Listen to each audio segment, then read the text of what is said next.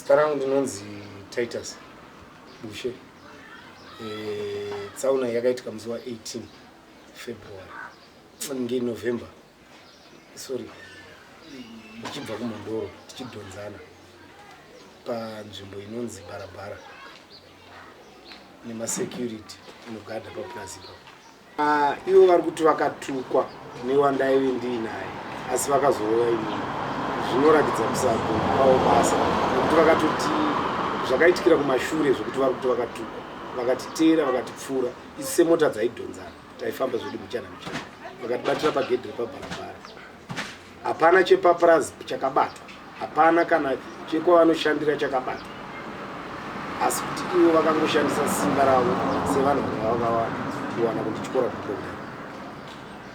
Matimi vakakuteverai nekombi yavaive nayo vakanga vaitai kuhaya here kana kuti yaive papurazi? Yaive kambani iyoyo yakatonyorwa zita rekambani. Kana vanga vaine rwendo rwavo rwekwavaienda asi vakatibata vakatipfuura isi taifamba zvedu sevanhu vaimota dzaidhonzana vakazonogarira kumberi mumwe akatiita zvekujambira pamotikari yedu ndokuzomira kwatakaita tatisitorina tarisiro yekumira takatomira nekuti aiva akarembera kumashure kwemota yavo akajambira kumashure kwemota yedu pamberi pemota yedu. Pamakariswa paimi maive vangani uyezve mungatipo vanhu mazita evanhu vamakanga muinavo vamaifamba navo? Aityaira mota yepamberi neaityaira yangu yaidhonzwa neana ambuya vangu vairi neni wechishanu maive 5. Vakandizuva kubva pasiti rinogara pasei bva ndawira pasi bva ndasumuka. Ndichisumuka ndakabva ndakaviwa nebhutsi nesimbi mberi pachiziso chegumbo ndobva rangotyokera ipapo.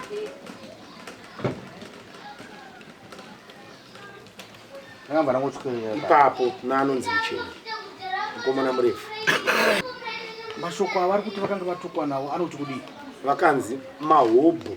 Akadaro mukati menyu muri vashanu mungamuzive kuti ndiani? Ndi Antoni ende vanotoziva vamwe vazhinji vacho vanotozivana naye nekuti aigara papurazi ipapo.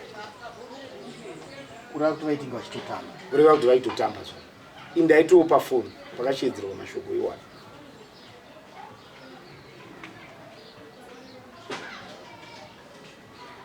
Zvinokukuvara kwamakaita danho ramatora imimi rekunge muchibasirwa nemachiremba rakamira sei?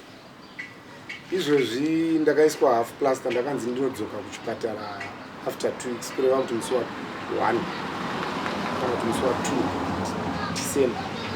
Asi ndopota ndichinwa ma-antibiotic nema-pain stop nekubayiwa ma-injection emarwadzo.